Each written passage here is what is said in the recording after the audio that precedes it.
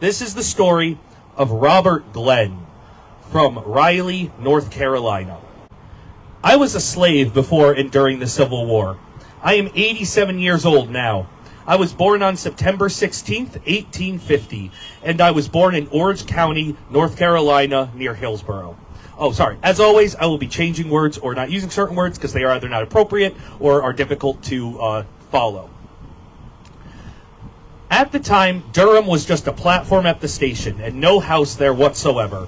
The platform was lighted with a contraption shaped like a basket and burning coal that gave off a blaze.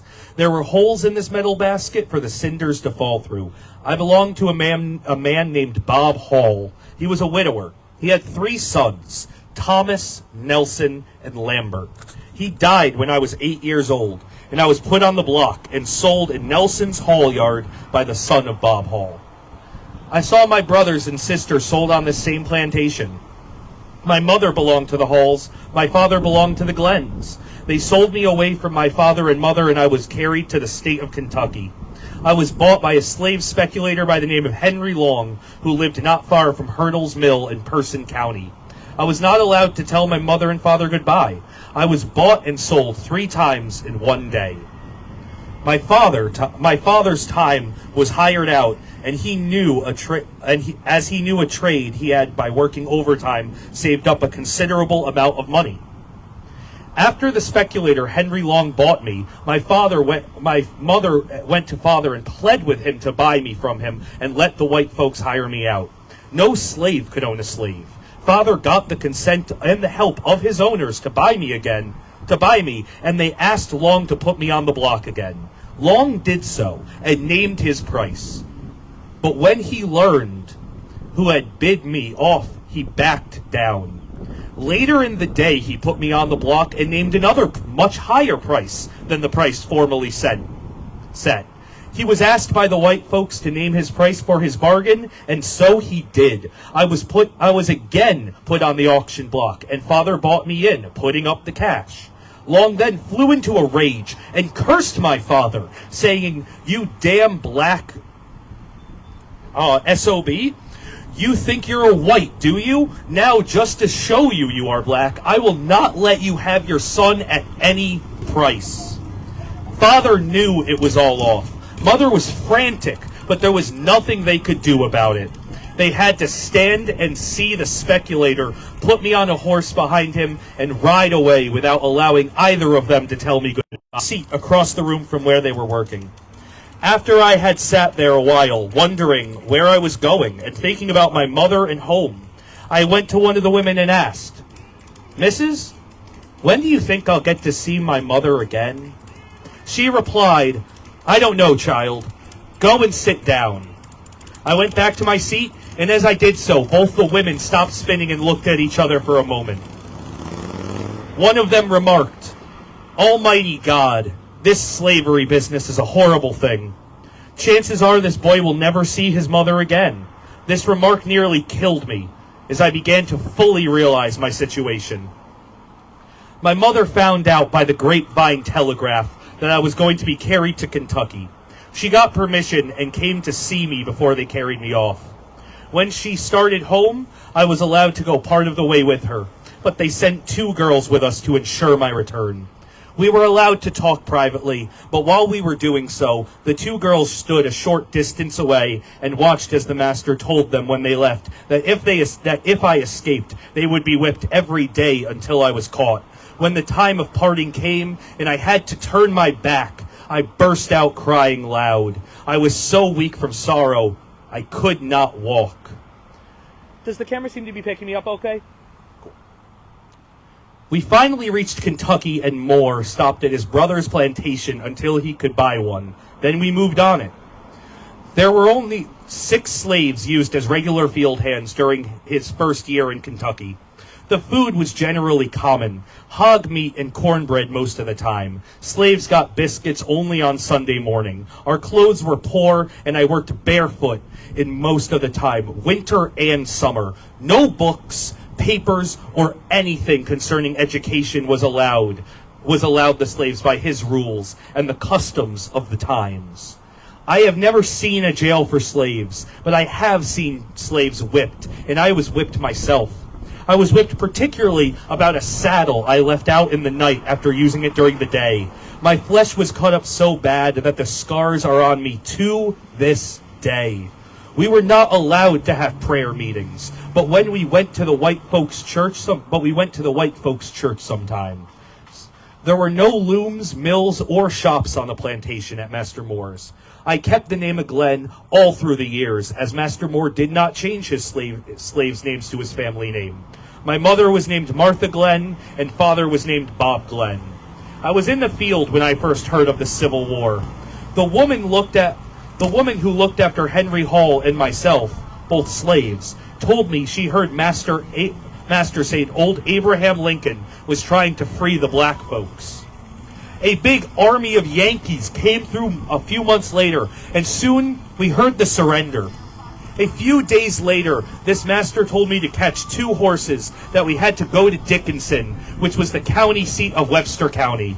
On the way to Dickinson, he said to me, "Bob, did you know you are free and Lincoln has freed you? You are as free as I am." We went to the Freedmen's Bureau and went into the office. A Yankee officer looked over me and asked Master my name, and informed me I was free, and asked me whether or not I wanted to keep living with Moore. I did not know what to do, so I told him yes. A fixed price of $75 was board, and was set as the salary I should receive per year for my work. The Yankees told me to let him know if I was not paid as agreed. I went back home and stayed a year. During the year, I hunted a lot at night and thoroughly enjoyed being free. I took my freedom by degrees and remained obedient and respectful, but still wondering and thinking of what the future held for me. After I retired at night, I made plan after plan to build air castles as to what I would do. At this time, I formed a great attachment for the white man, Mr. Atlas Chandler, with whom I hunted. He bought my part of the game we caught and favored me in other ways. Mr. Chandler had a friend, Mr. DeWitt Yarborough, who was an adventurer and trader, and half-brother to my ex-master, Mr. Moore, with whom I was then staying. He is responsible for me taking myself into my own hands and getting out of the feeling I was still under obligations to ask my master or missus when I desired to leave the premises. Mr. Yarborough's son was off at school at a place called Kilo, Kentucky, and he wanted to carry a horse to him and also take along some other animals for trading purposes. He offered me a new pair of pants to make the trip for him, and I accepted the job. I delivered the horse to his son and started for home. On the way back, I ran into former slave Uncle Squire Yarborough, who once belonged to DeWitt Yarborough. He persuaded me to go home with him and go with him to a wedding in Union County, Kentucky. The wedding was 20 miles away, and we walked the entire distance. It was a double wedding. 2 couples were married. Georgiana Hawkins was married to George Ross, and Steve Carter married a woman whose name I do not remember. This was in the winter during the Christmas holidays, and I stayed in the community until the 1st of January, and then I went back home. I had been thinking for several days before I went back home as to what I must tell Mr. Moore, and as to how he felt about the matter, and what I would do to get home.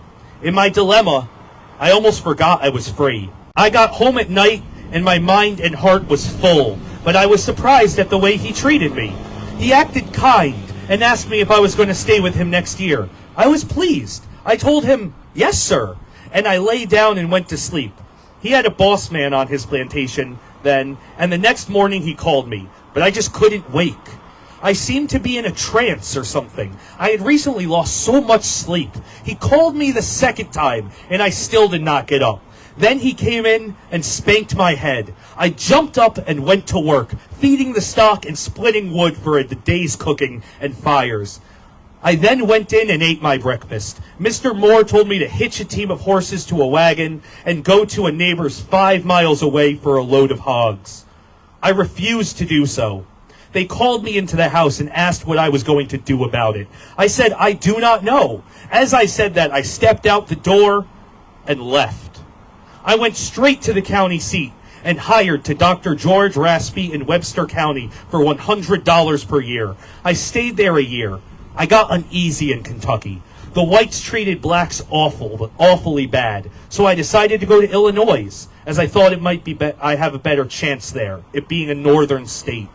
I was kindly treated and soon began to save money. But all through the years, there was a thought that haunted me in my dreams and in my waking hours. And this thought was of my mother, whom I had not seen of or heard of in many years.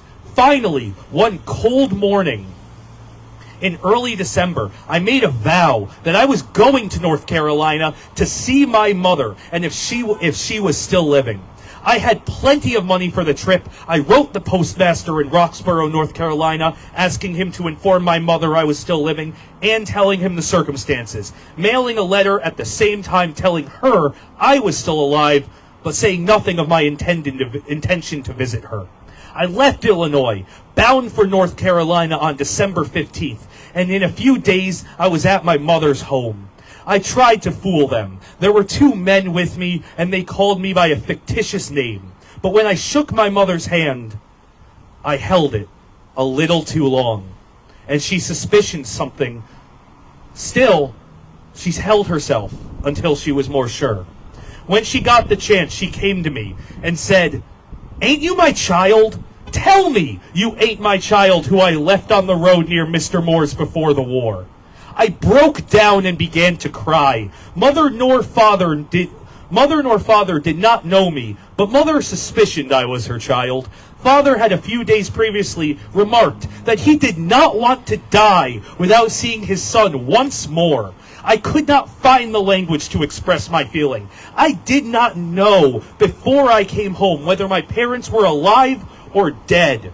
The Christmas I spent in the county and state of my birth and childhood with mother, father, and freedom was the happiest period of my entire life, because those who were torn apart in bondage and sorrow several years previous were now united in freedom and happiness.